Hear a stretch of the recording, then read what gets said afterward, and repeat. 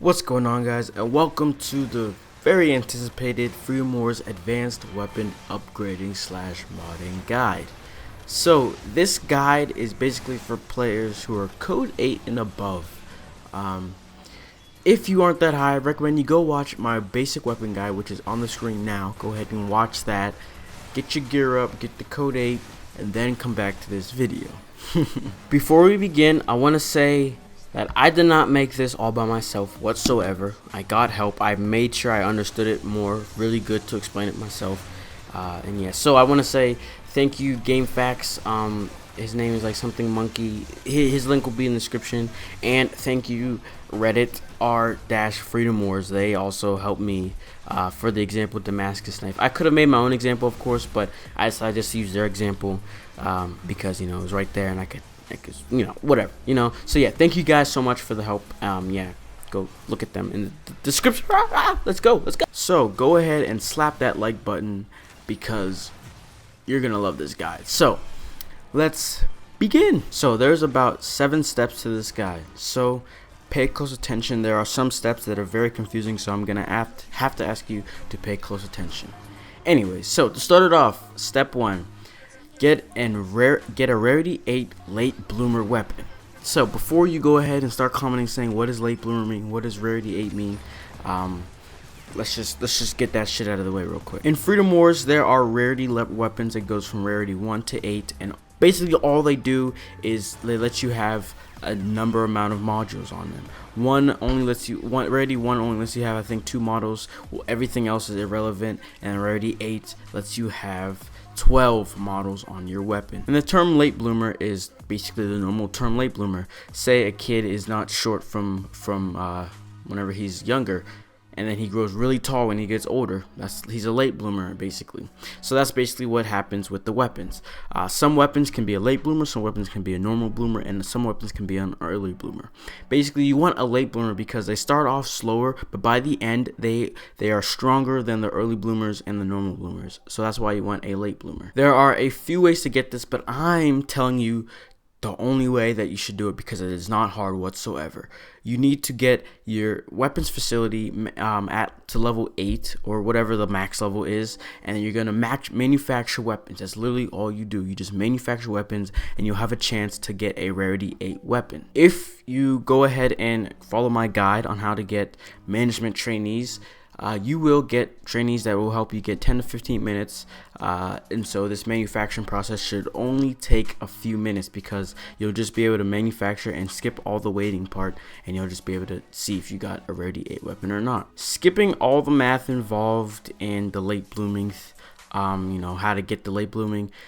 Basically, if you look at the attack power ranges in the manufacturing screen, you will see its max damage and its lowest damage. When you manufacture to simply get a late bloomer, just try to have the lowest to the lowest damage possible. So for this whole tutorial, we're going to use an example, the Damascus knife. Go ahead and look at that and see everything. Yeah, and for example, in the Damascus knife, the lowest possible attack it can have at level 1. Make sure every time I'm talking about level 1. The lowest amount of attack you can have at level 1 is 172. So when you're manufacturing weapons, you're hoping to get a Damascus knife that's closest to 172 as possible.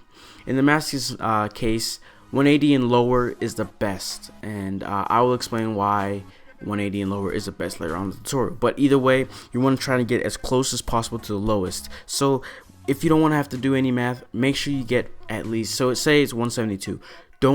Try to get something as high as like 176, 177, and don't go past that. So you can kind of do that math for all the other weapons, and if you stay in that range, it should be a late bloomer. When you're manufacturing, you may be really lucky and you might just all of a sudden get the 172 or the lowest attack, or like 2, 3, 4, 5 off really easily. If you're not, it's okay because you can go past it.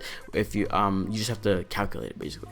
So the formula to calculate it is take the weapon's level 1 attack power. So basically take the weapon that you just made, take its attack power, subtract it by the weapon's level 1 minimum attack. So basically, let's just use an example. Say I got Damascus knife 175. I take 175 minus 172, which is the minimum attack, and then I divide it by the max attack it can be. For the Damascus knife, it's 227, and the level 1 min, so that would be 172. So I would take my attack power minus the minimum attack power, divide that by the max attack power of the weapon and the minimum attack power of the weapon. And if you go ahead and look in the chart, you will see whatever X, so it equals X, and if X is 0.00 to about 0.15, then it's a late bloomer. If it's 0.16 to about 135, then it's random, and so on and so on. You can just check the chart in the description and you will see what the chart is. I don't feel like explaining it right now. So does that make sense at this point? Possibly not, but that's okay. I was just trying to play in simpler terms before. So let me go even more simpler. So for step 1, aim to get the lowest attack possible of the weapon and you will be fine. Even if you're 2 to 5 off, you should have a late bloomer, so you'll be okay. If you are a perfectionist or whatever, you really want to get this right, go ahead and do that equation to calculate it, just so you are sure. So now we're on to step 2. Upgrade that rarity 8 late bloomer that you have to an advanced model. Basically, all you do is upgrade the weapon until you get to level 5 and then make it an advanced model. This should be extremely easy, should not take any more than a few minutes. Yeah. And in terms of advanced models, they don't exactly matter. What you want to take in consideration is, okay, so 1, advanced models that are green, the green advanced models, they add impact. Those I hear are greater or just better for, I guess, the stats, but I don't think it's too big of a difference. So yeah, there's that. But when you want to upgrade them, once you get to level, like a higher level, you're gonna have to, every advanced model at one point is gonna need materials from retribution missions only. Like, you can't get them anywhere else. But for green models, they don't come from monsters, they come from resources inside of retribution missions. When we get closer to the parts where this matters more, I will explain it a little bit better. But yeah, and then the other weapons of the blue and the white and blue, the purple and whatever, they are from actual adductor parts, but those are still again from retribution missions. So it's your choice basically. Step 3 now. Once you have your rarity 8 late bloomer weapon to an advanced model, depending on which model you choose, if you'd like, you may feed a bunch of weapons with the elements you'd like to specialize in, or if you want, you may spread out the elements throughout, like electric, willow, ice, and fire. You have to make a decision whether you want to add elemental damage onto it before you continue on with the tutorial, because later on when you're adding modules to these, like, it's gonna mess it all up. So basically you gotta add everything right now. This is a step that is not too important. If you really want to go the whole 9 yards and get an amazing weapon, go ahead and add elemental damage to it. But someone like me, I didn't care as much. I just let it have whatever elemental damage it gets. I don't really care that much whatsoever. I just wanted good weapons. So you can ignore this step if you want, but it's up to you. It's up to you. Step 4. Find a late bloomer growth rate rank number 1. Now, this is one of the most confusing parts. The next part is even more confusing, but it's good. It's a good confusing. But either way, this is a confusing part, so please pay attention. Stop the video, pause the video, whatever you have to do. This gets very confusing, and I'm going to try my best to make it not confusing. So we're going to keep using the Damascus knife as an example for this part again. So let's begin. Just pay close attention. All right, so getting a late bloomer is great because it matures slow at first and then faster at the end, mainly because it just starts off not gaining too much power, and then at the end it's getting a lot more power than early bloomers because they started earlier.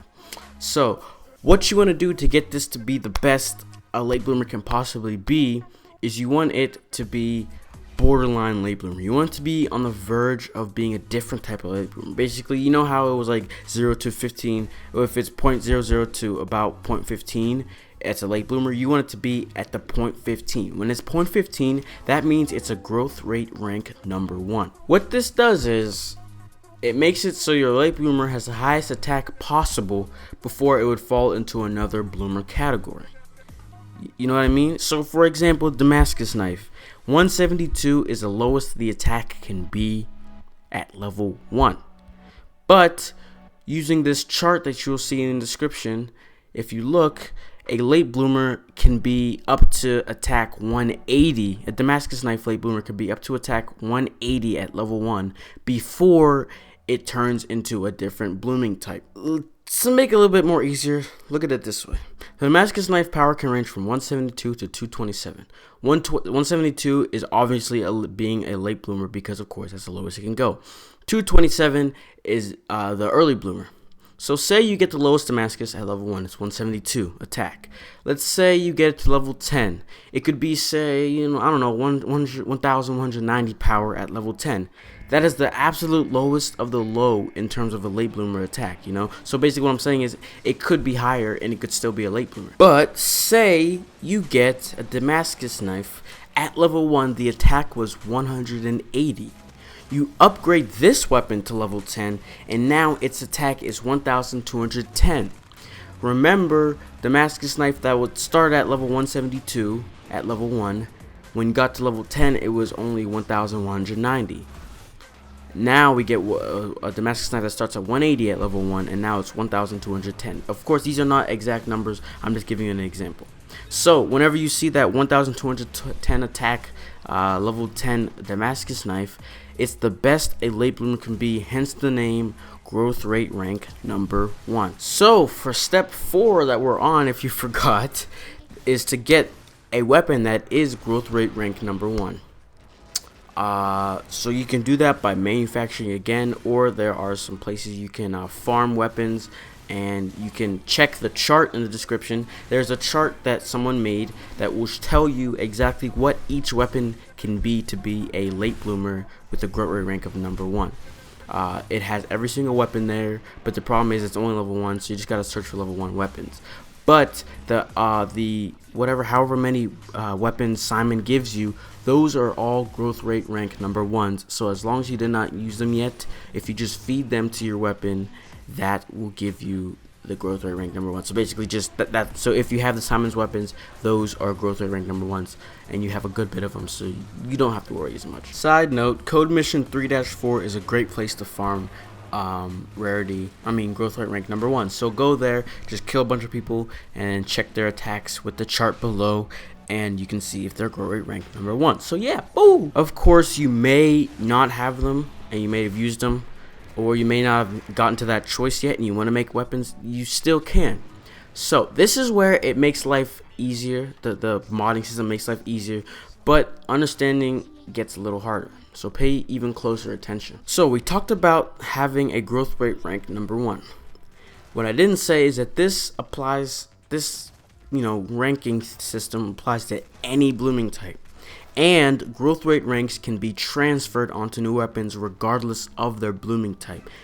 So another thing I should point out is blooming types cannot be changed once you have it. So basically, if you take a late bloomer, you mod it, you add an early bloomer to it, it doesn't change into an early bloomer. But say you get a late bloomer growth rank number 5, and you get an early bloomer growth rate number 1. If you mod it onto the late bloomer is going to turn from a growth rate rank number 6 or 5 or whatever to the growth rate rank number 1 that came from the early bloomer. So it does not matter what blooming type it is, the growth rate rank can be transferred onto new weapons regardless of their blooming type. So let's use another example. I take my Damascus knife with 172 attack at level 1. Remember, this is the lowest the weapon can be at level 1. So of course it's a late bloomer, and of course its growth rate rank is really low at around 5. And let's say, as I was trying to get my R rarity 8 Damascus late bloomer, I accidentally made an early bloomer Damascus. I know it's an early bloomer simply because its attack is 227, which is the highest Damascus knife can possibly be at level 1. So that again gives me notification that this Damascus knife is early bloomer growth rate rank number 1. Easy?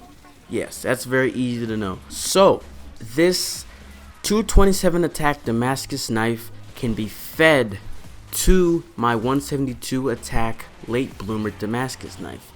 And after it's fed into it, it will change my Damascus knife at level 1. It'll go from 172 attack to 180 attack. And what that just did is it took my rarity 8 Damascus knife late bloomer and turned it in. It went from a growth rate rank number 5 to a growth rate rank number 1. That's why its attack went up. Whew. So that was basically the most confusing part of the tutorial. My throat hurts. If you didn't understand anything, just rewind the video, read it again, and just try your best again. And if you really can't understand it, go ahead and comment, and I will try my best to help you understand it more. But anyways, let's go to step 5. This is the most annoying part. That part was the most confusing, but it's not too hard. This is the most annoying part. Adding modules, step 5. Adding modules can be a huge bother. I didn't want to say bitch, but yeah, it's a bitch, because there's some type of RNG, aka some randomness in this process.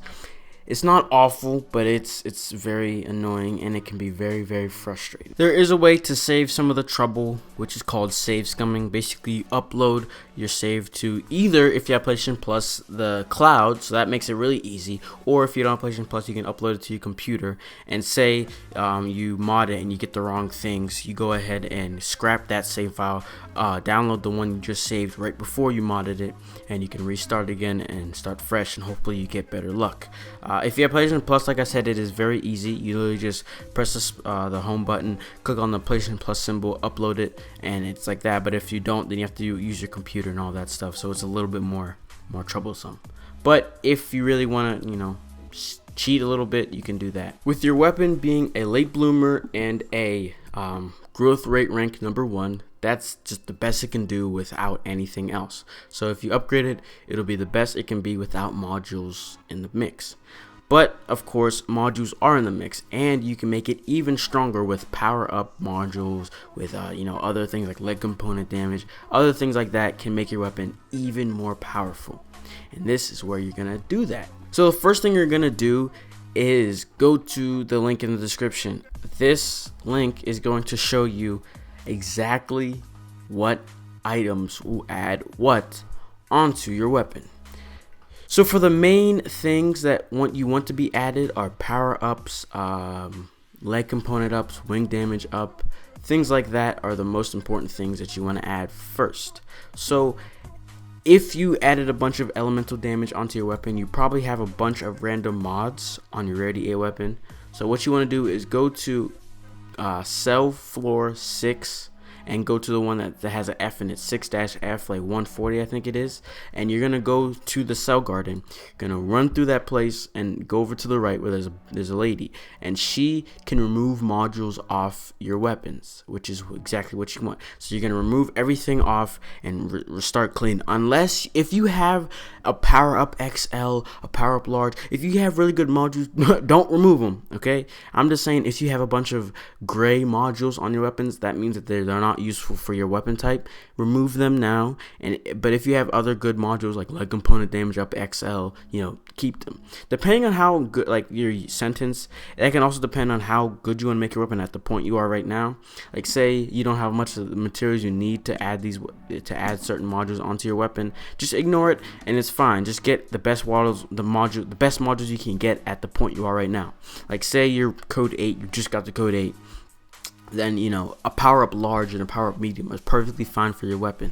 But someone like me, I'm a citizen now, I really want to get XLs all on my weapons. Like I want it to be the best it can be. So depending on how good you want to be at this point you are right now, go ahead and add modules to your liking. Just the main thing you want to do is look at the materials you need, put them on, and you'll add weapons. So another thing, selenium is a good resource to use. If say you have a weapon fodder, say this weapon fodder has power up large, you want to get that weapon. So you take your weapon, you feed it this weapon that has the large or whatever modules you want on it, and then you add selenium. This helps keep some modules on your weapon, and it makes sure that you inherit the module from the weapon you fed. So basically it makes sure that you get that power up large or whatever modules were on your weapon onto the weapon you're modding. As a quick side note, I'm pretty sure you can get selenium from some special op missions. Mainly, the best place to farm it is 2-4 on the 4th floor of the place. That's the best place to farm it because it's an easy mission and you can keep doing it and you can farm some selenium because it is very, like I said, it's very good material. Like I mentioned before, modules can be added from other weapons. So another thing is to go to mission 7-4 and go to the last area before you exit the place. Enemies, humanoid enemies keep spawning. What you do, just kill these people. Just waste the whole 30 minutes of your time killing these people, picking up their weapons, because these are where you can get really good weapons. And this is where you can get power up XLs pretty easily. And in each run, it's like probably a 70-85% chance you'll get at least one XL weapon. You'll get a bunch of other really good module weapons, so keep those because those will really help you. So yeah, so adding modules, of course, we got ready 8 weapons just so we can get 12 modules on 12 mods on our weapons. But it's not that easy. It's not just easy as 1, 2, 3, because you add a module and sometimes it removes something or removes something else, and you always get some fodder weapons. But there is a way to get absolute all 12 filled.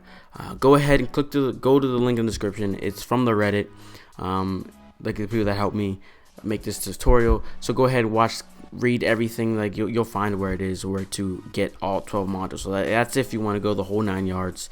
Go ahead and go to that link and you can get an explanation of how to do it there. Step 6 is probably the hardest step, but it's not like hard as in it takes a while to get it, but it's nothing confusing. Just the road to level 10 weapons. It's the hardest step. Like I said, I'm not even finished with it. My highest weapon is level 8. I'm struggling. I mean, like, I know how to get it, I just not having good luck right now, but yeah, by level 7 your weapons will require things from retribution missions. I think I mentioned this earlier. And for models other than the impact model, you'll have these resources will pertain to the type of abductor, the ones you start off with. So say, for example, blue and white come from T-type Ramosa. The purple one comes from S-type Paradoxa, the spider one. And the black and red come from the Ultaltum, I think. So and then the red one comes from the Diania. So yeah, whichever one you start off with, that's where you have to get the objective. But for impact models, like I said, they require resources found throughout these retribution maps. Those blue light things that you walk above and you click harvest and you like grab it and put in your pocket. Yeah, that's where you're gonna get the items you need for impact models. So I think I mentioned this before as well. Just go to the link in the description. You will see where every single weapon is, or which retribution mission you need to get this exact item for the impact models. And it's actually like a process, like 100, 103, 106.